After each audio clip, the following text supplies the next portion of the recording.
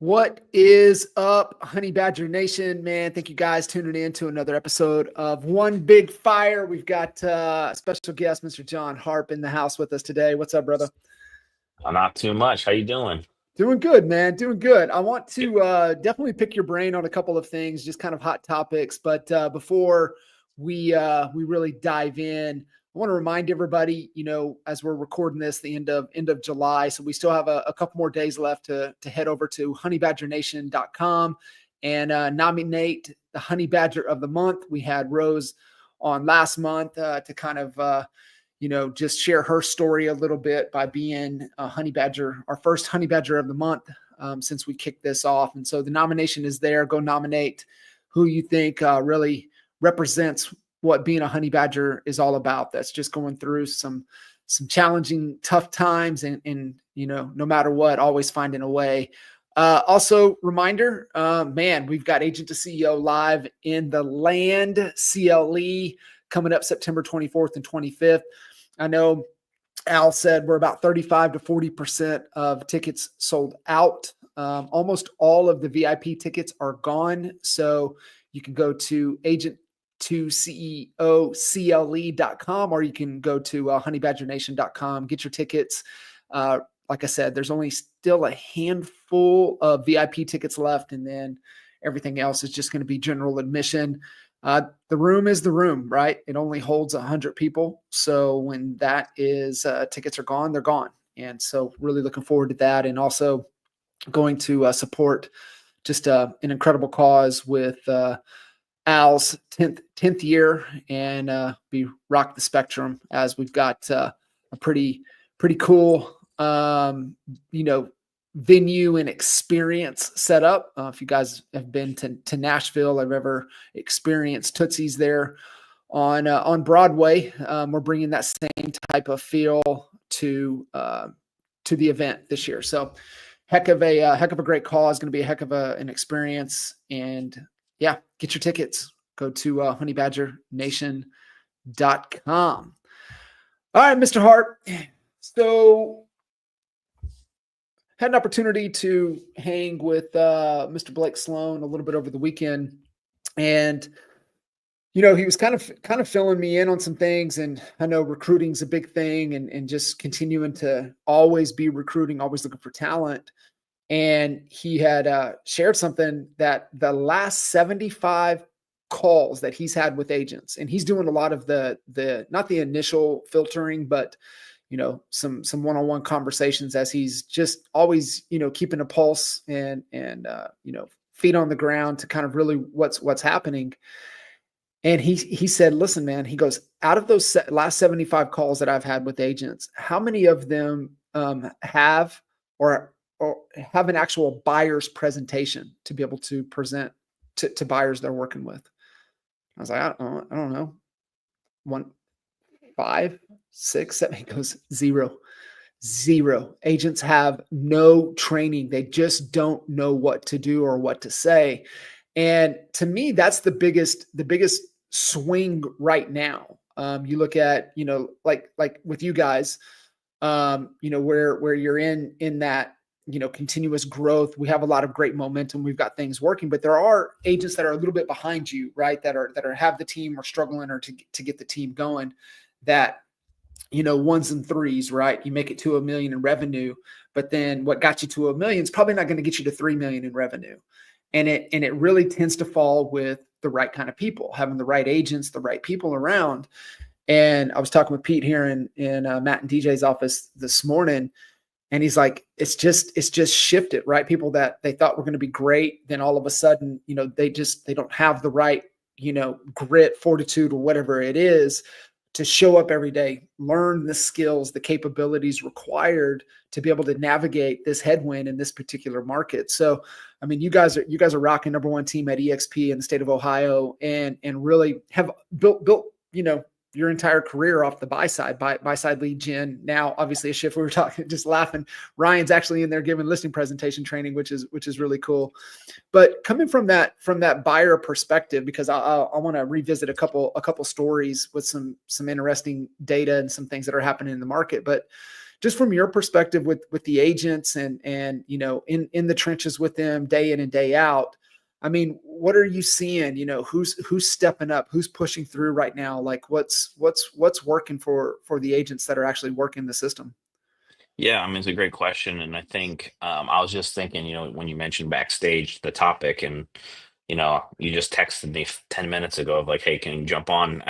I think, and this goes to that question that you're about to ask, right?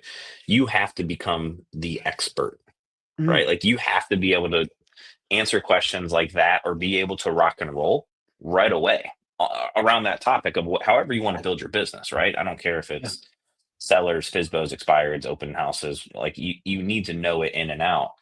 And so, John, what we're talking to our agents about a lot right now is the details, is making sure that the buyer is following your process. I think we have to remember as agents, it's our business. I remind our agents that it's our business. We run it our way. And each one of those processes is a filter. And the whole point of each step in that process is to eliminate people. Hmm. We do not need to work with everyone. We Right. need to work with the people that want to work with us. And in order to identify who those people are, then they need to listen to us. They need to jump through our hoops. They need to go through our process. And so um, that's been a lot of our conversations.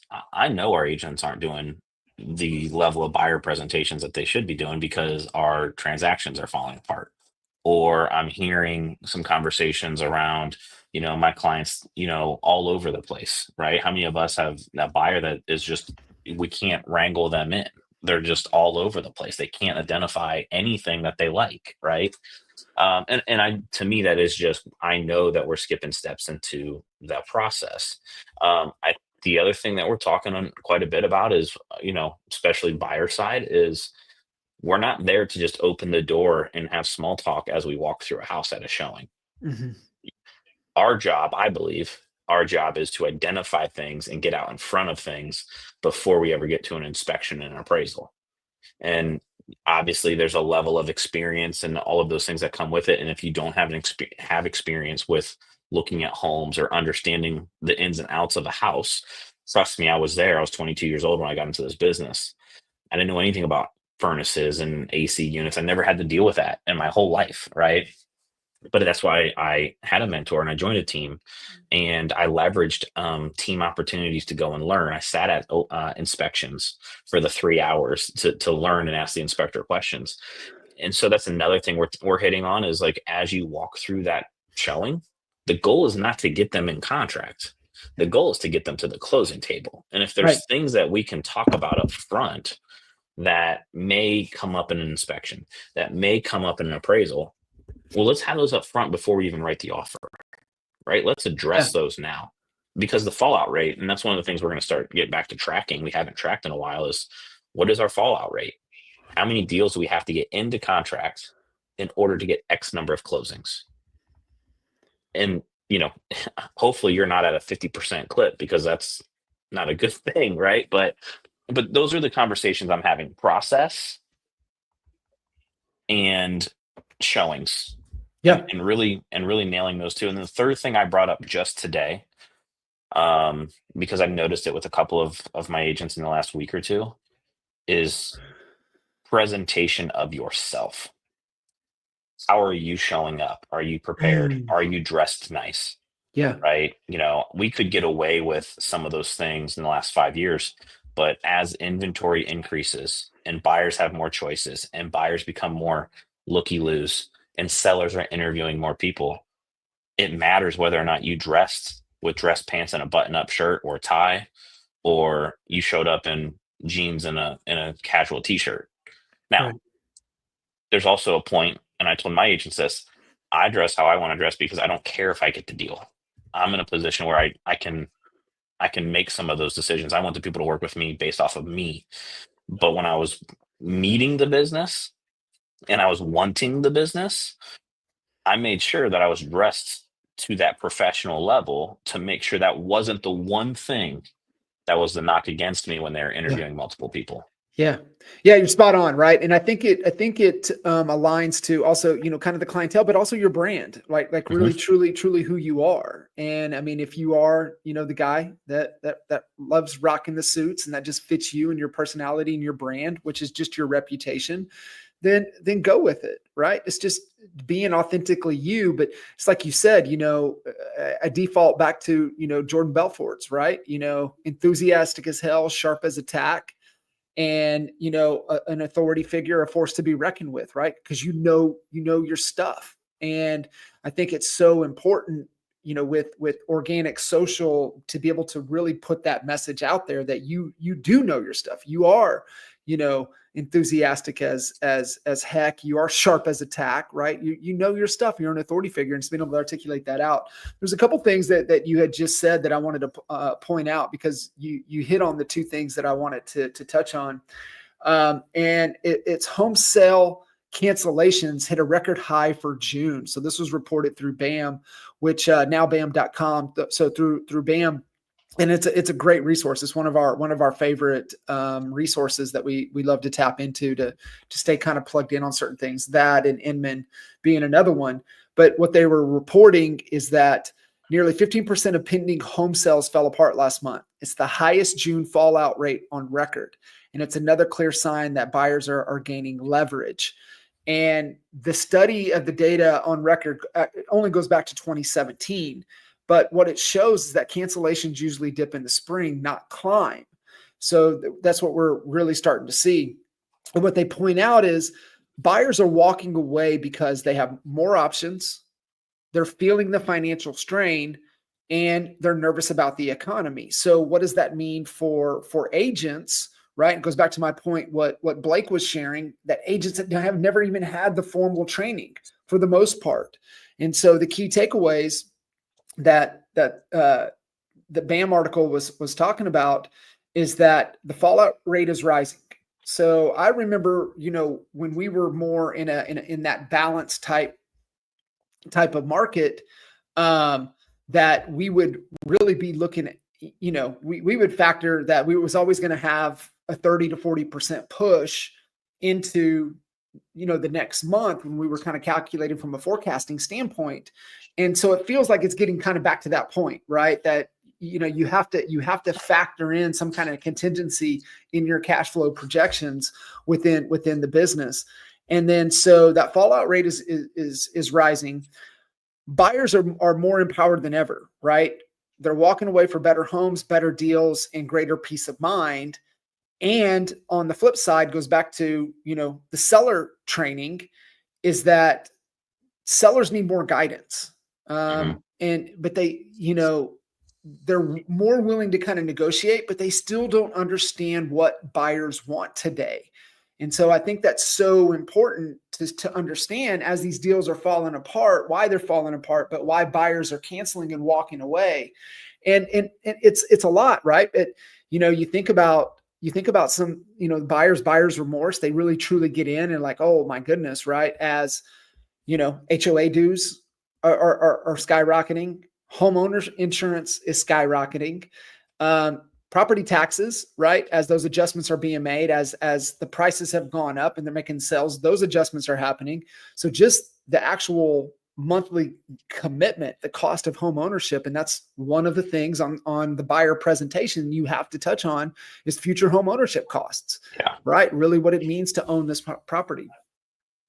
Yeah. I mean, it's spot on. And, a lot of my agents are licensed 5 years or less. And so they only know COVID type market. Yeah. And one of the things that we're talking to them about a lot about now is, as inventory increases, more people are going to just start looking, right? They're just browsing, they're just hitting buttons, they're not serious. And so it's, how do you weed through all of that in order to get those serious people? Yeah. And it goes back to your point of deals falling through, and that's why it's so important to make sure that we have the agents follow the process, because then they see you as the authority figure. Mm-hmm. They're going to trust you, right? And you're already guiding them of what to expect once we actually get to the point of looking at homes. Yeah. Yeah. And ties into the other report. There was another BAM article that kind of goes with this one, to where they were talking, Zillow reported 5-year inventory high and record price cut. Yeah. And so exactly what you were alluding to, exactly what you were talking about. So inventory reaches a 5-year high. In June, 1.36 million homes were listed for sale. It's 2.3% increase from May and 17.2% jump compared to June of last year. It's the highest number of active listings since November of 2019. And so it's still about, what they're saying is 21% below pre-pandemic averages for June. So, could return to the pre-2020 levels by the end of the year. But as we're starting to see a lot of the cuts showing up in the same, more so Sunbelt Mountain West markets saw the fastest price growth during the pandemic. So those are the ones that you're kind of seeing that are kind of cooling, and that's what they're reporting here in this article. It's a neutral market, not a cool one. So just kind of understand kind of where we're at now.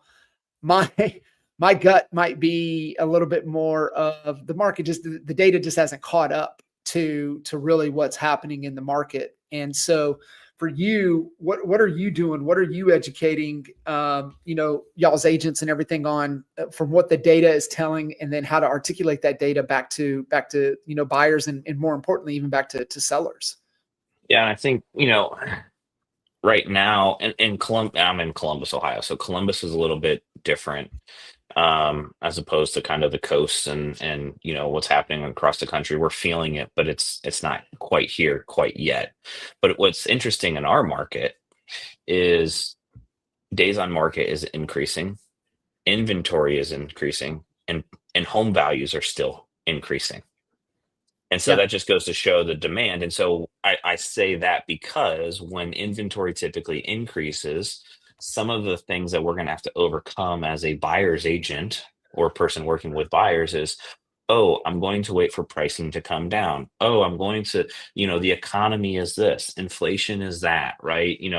Those are all the things that now start factoring into a buyer's decision, right? That home has to be perfect in theory, right, for them to be able to go all the way from start to finish with you, because all of these other small things are now becoming big things in their mind, whether it's true or not.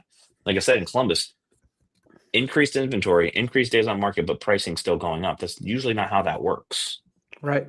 And so it's really defining and understanding those pockets. Real estate's always hyper local. This neighborhood over here is going to be different than this neighborhood over here, even though they're across the street from one another. Yeah. And you better understand those things in this type of market, right? That's the data that you really have to understand. Yeah, I get the whole national, right? And even, let's just break it down, national, Ohio, and then even, let's just say Columbus. But even within Columbus, you better understand the differences in zip code school districts. And then even within that, you better understand the difference between neighborhoods. Mm-hmm. So good. And I think that's something that you guys always taught us, right? Was it's always hyper local. And that's what I try to tell our agents is you have to become that expert. You have to become that local expert. You have to know it in and out. You have to spend time in the MLS every single day, maybe twice a day, looking at new inventory, back on market inventory, expired inventory, canceled inventory, price reduced inventory, because that's where you need to be living, right? Mm-hmm. That's where you're going to learn, or that's where you're going to be able to gain the trust of the people that you're sitting across the table with. Yeah, 100%. What's happening, cuz? What's up, man? I love it.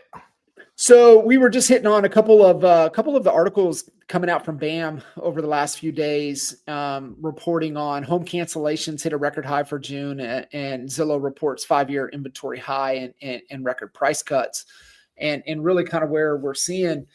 And I was, talking with Sloan over the weekend, and he was just kind of gave me an interesting statistic around the recruiting side of things. And he said, over the last 75 calls booked for him to talk to agents about recruiting, he said, do you know how many of them have a buyer presentation to be able to articulate their value to buyers? Probably less than 5%. Zero. He said zero of the agents. I was like, holy smokes. Right. And so, knowing, how important having a proven system to articulate your value and how important it is, especially in markets of change. And that's kind of what Zillow was talking about. It's a neutral market, not a cooling market. So it's interesting. I would love your take. Especially on, sellers being a little more realistic as the buyers are kind of starting to sit back and be a little more choosy in what they're looking at and what they're doing. PBD the other day, one of the shows last week, and they were talking on this because Tom had brought up, really kind of thinking about what's going on, right? And that HOA dues are up, homeowners insurance is up, property taxes are going up, and especially as the sales and everything's collecting. So as we have coached and trained on the buy side, where you hit on future home ownership cost, right? Because one of the reasons that buyers are canceling is that buyer remorse, right? They really start to soak in, oh, holy smoke, that's what that payment's really going to be. But PBD made an interesting thing about there with sellers. And I was talking to the Lacatas this morning and their team about this. And he made a slight distinction because we talk about sellers and we focus on motivated sellers. And he said, listen, there's a difference between motivated and desperate. And he said, probably right now in the market, there's probably what you're looking for is more desperation. Obviously, you don't ask that question, check the box. Are you motivated or are you desperate? Right. But it's more of just asking the questions to be, and it goes back to law 1 on CHSA, right? Law of expertise. Mm-hmm. What's plan B? What if the home doesn't sell? Right.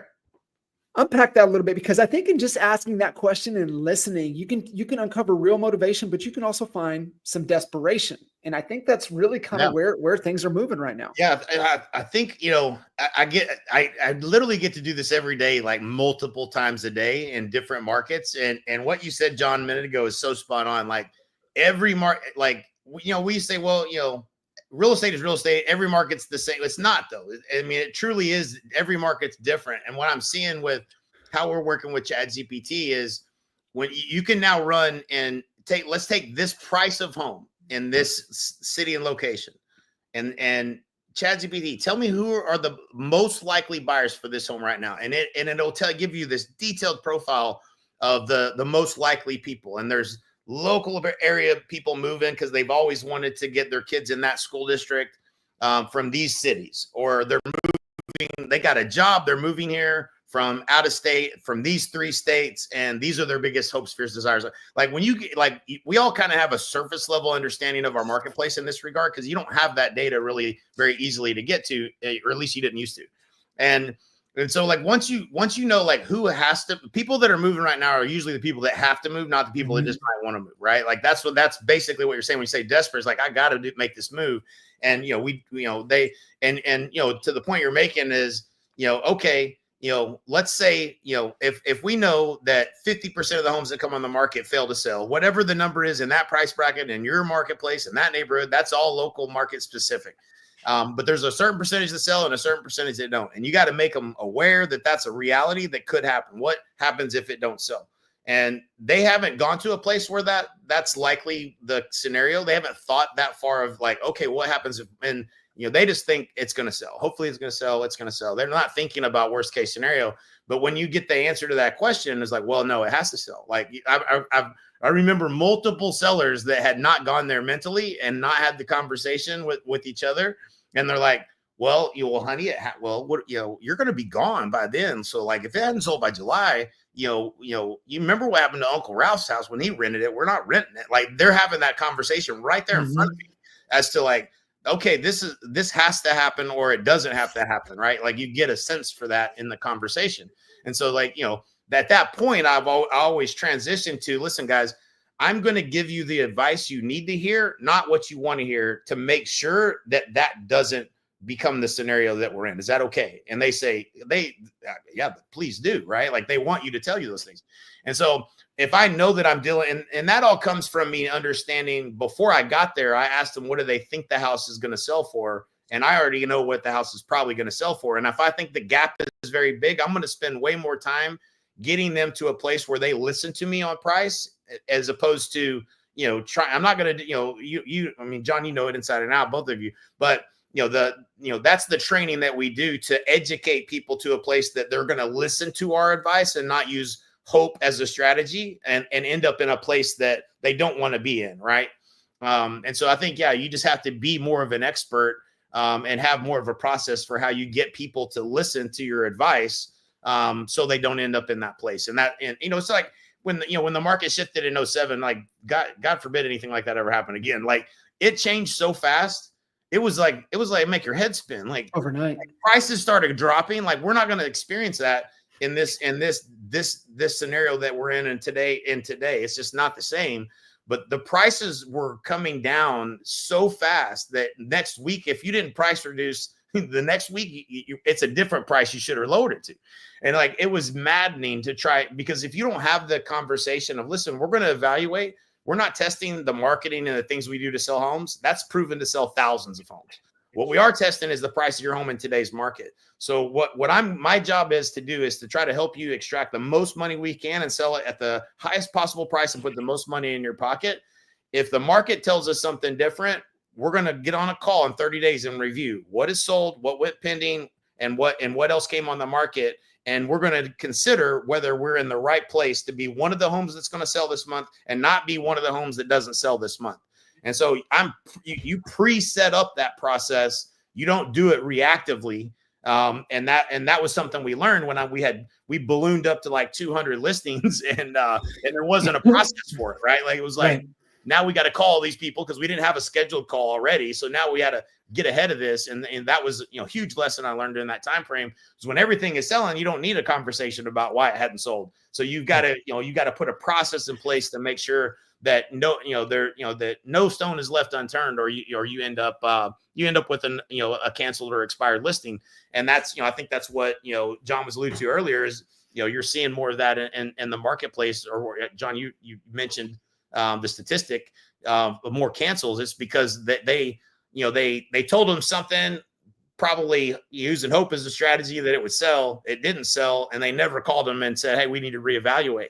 And that's, and then it ends up, coming off the market, and you got a person that, has a house that didn't sell. And so it's interesting times, but I think this is where truly being an expert and giving the right advice, being an expert advisor is the most important, because you really have to do this homework that, John, you're talking about to make sure you're advising clients the best way you can, given the situation they're in. Yeah, and you got to do it on both sides, right? You got to do it with buyers and with sellers. And I think, what's interesting as kind of you made me think, right? Home sale, top, middle, bottom of the market, as things are shifting, what we think is top of the market might really be where it's the middle right now, right? It's kind of where, is to be positioned to where you don't get behind, the pricing, kind of adjustment. So it's really interesting. But yeah, well, this is why, when you were talking earlier, I was thinking like, man, I'm going to the pending ratio first, right? Like I'm looking at what is the tattletale sign saying? Are we going, is it getting better or is it getting worse in terms of in this price bracket? And then when you got 25 homes and the absorption is 8, that means a bunch of houses aren't going to sell. You got to be one of the best 8. And the only way to do that is to be priced, be more aggressively priced to not be one of the ones that doesn't sell. And so, that is an always ever changing number to look at and trend that if you're paying attention to that, ultimately, and it's hard because, sometimes you're like, man, but this one's better in this way or that way, but, doesn't guarantee it's going to be one of the houses that sells. And so what do you do to, and that, that plays back to the motivation and timing and where they're at in the process as to whether maybe you should make that adjustment, or should we wait 30 days? In most cases, you should make the adjustment. But, it is difficult. It's not a perfect science, but you certainly, if you're paying a close enough attention to these things, you can give better advice.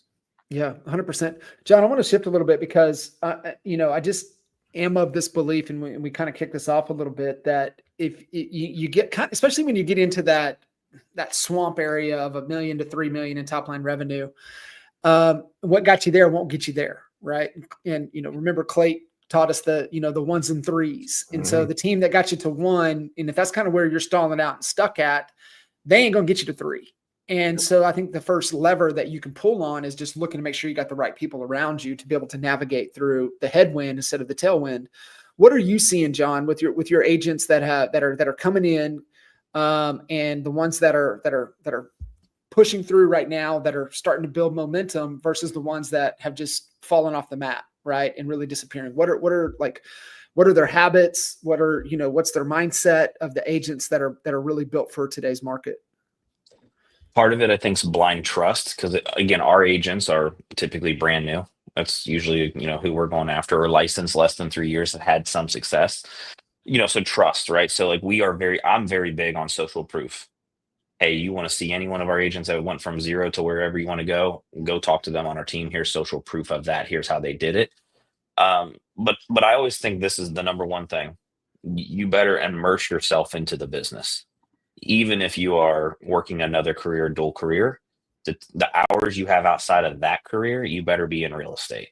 And the agents on our team that come in that have the success at a higher level quicker are the ones that are in real estate daily, even if they are just asking questions, right? Even if they are shadowing other agents on our team, they're volunteering to host open houses. They're volunteering to help out with showings, right? Doing those things, because that is going to get them to become comfortable and confident in having the decisions around real estate with people, right? And so like that, for me, I tell every single agent that joins my team, we are a large team. We do real estate every single day. If you ask anyone on our team every single day, is there anything I can shadow you with today? You will do fine, because you will just be in the business, doing the business, even though it's not your business. Your business will be coming because you're doing the business, if that makes sense. So I don't know about you guys, but like for us, like immersing themselves into the business, even on limited time daily, is the biggest thing. And then the second thing is social proof. You can't tell me that it doesn't work. I have too many examples. So it's you that doesn't want to work, right? And because I know our systems are dialed in, I know our processes are dialed in. And so you just then have to trust that they're going to work for you as well. And that's where we just kind of back that up with the social proof again, right? Like, go ask any one of these agents if this lead source works. Go ask any one of these agents if this buyer presentation works or this listing presentation works. It's working for them. It's going to work for you. And so duplication and predictable results is what we try to go after for anyone that joins our team. We got to be able to duplicate anything that we do, and then it better bring us some predictable results. Yeah. No, I mean, it's so spot on, right? It is how do you get them to just trust the process? And that's the biggest thing. And laugh anytime you meet with the professional. Sometimes we're just wired to question everything. They're like, just shut up and follow the process. Yeah. But I think that's where like getting them to shadow other agents on your team as often as possible is big, because I tell every agent, I trust that our agents are going to teach you the right way. It may be a slight variation here or there, but you're going to learn how to do real estate, right? And as long as you're in it every single day, where I see the struggle is the agents that are here for a day, here for 2 days, and then gone for 2 weeks. And then they come back for 5 days, and then they're gone for a week. And when I mean gone, they're just not present, right? They're just not around. They're just not asking questions. They're not on our trainings. They're not on our team meetings. But the agents that are in it daily are the ones that go the fastest. Yeah. Staying immersed, right? It's just environment. What are you seeing agents, craving and wanting the most right now? Like if it's the whole job to be done, right? Like what do they want help with the most? Now buyers, pre-approved, ready to rock and roll. Now sellers. And again, some of it I think is our team dynamic. A lot of our agents are less than 5 years in the business, and so they're used to just that quick environment. But I think it's understanding how to get them there, how to get the lead there, how to get them ready, how to get them to actually listen to you. I tell any buyer or seller that I sit down with, my goal is to go slow so then we can move fast. Right. And so let's do the right steps in the right order so then we then get the right results. And so I try to tell our agents that, like, I'm glad that you're excited that you just got this lead from call night and they're ready to rock and roll. But if we don't do the right steps in the right order, if we don't actually slow down this process for them, so that way when the house does pop up they absolutely love, we can act quickly with education, right? And being comfortable with what those decisions need to be, then we're doing the client a disservice. right? We're doing the client a disservice, in my opinion, if we don't have them ready to make quick and fast decisions on what they need to do in order to win. Because there are houses that will still sell multiple offers in my market. And there's houses, depending on the neighborhood, that will go $100,000 above list price still. And then there's houses that will sit for 4 months. Yeah. And so I think that's the biggest thing, is how do you get more ready, willing, able buyers in today's market? And just building that pipeline. What are you seeing that's working the best for you guys right now? Us Yeah. on the buy side, internet leads, Zillow.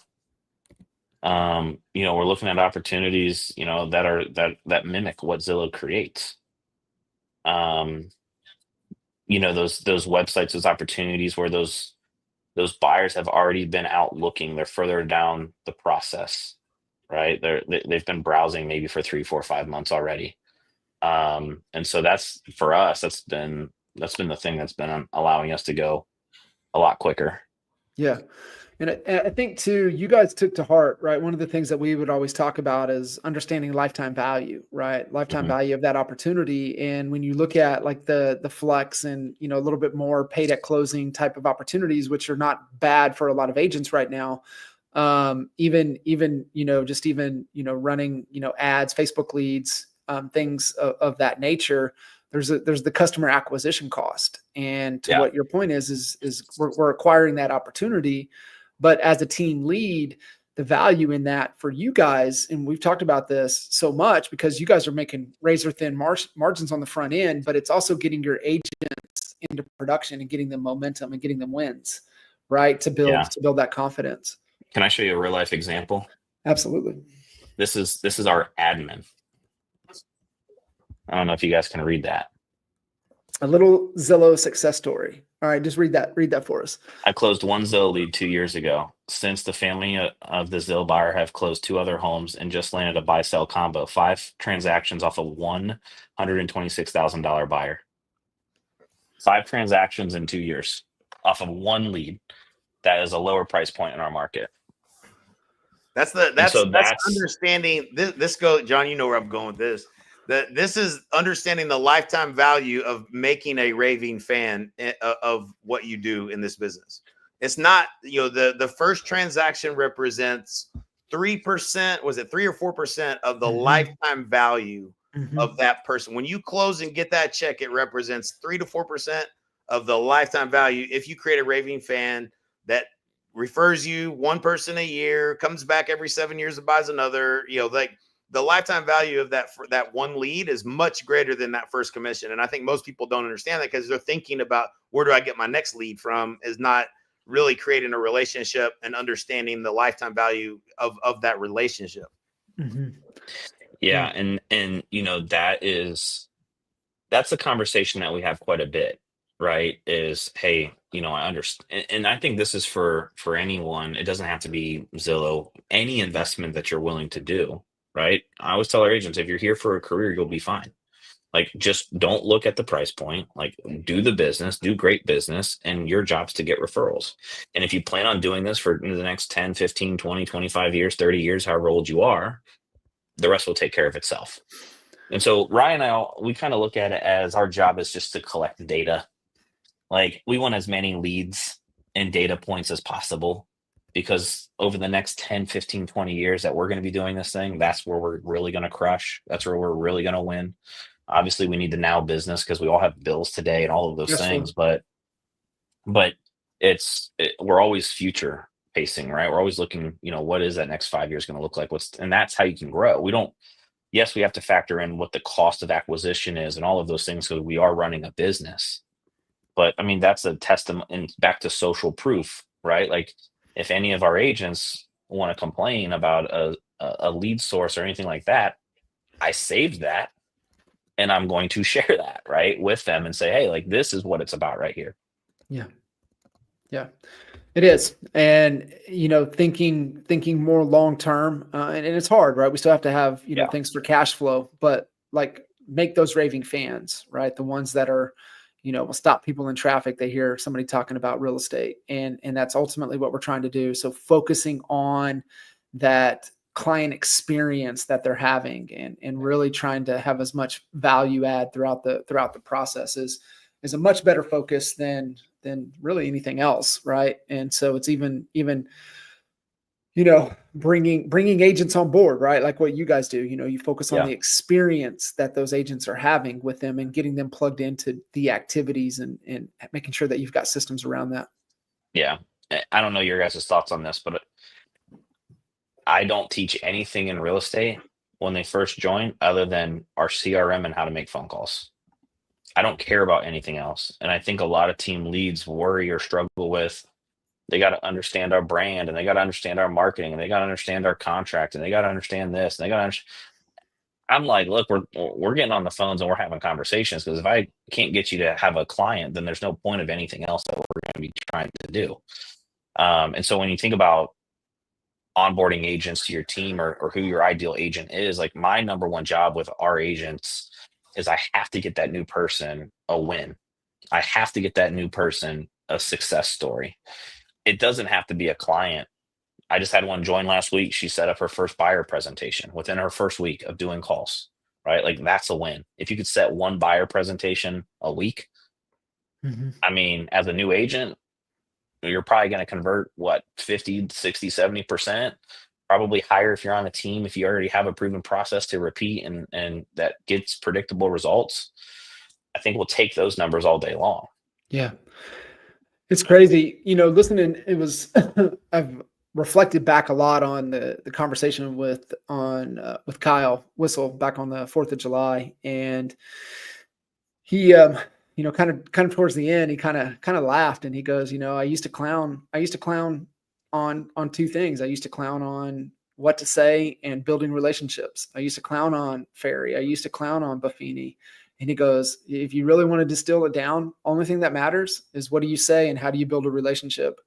And to your point, right? Just learning what to say and being able to have a database to be able to nurture and build that relationship. And to what Jay was talking about a little bit earlier about with AI, ChatGPT, the whoosies of the world and doing those things, there's cheat codes out there in the direction, because as you're being able to understand more about who your ideal client is and understanding who that individual is, are they your ideal client?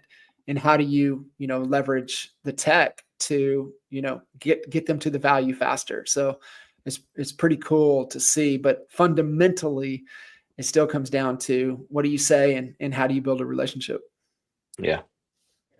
Pretty wild. Pretty wild.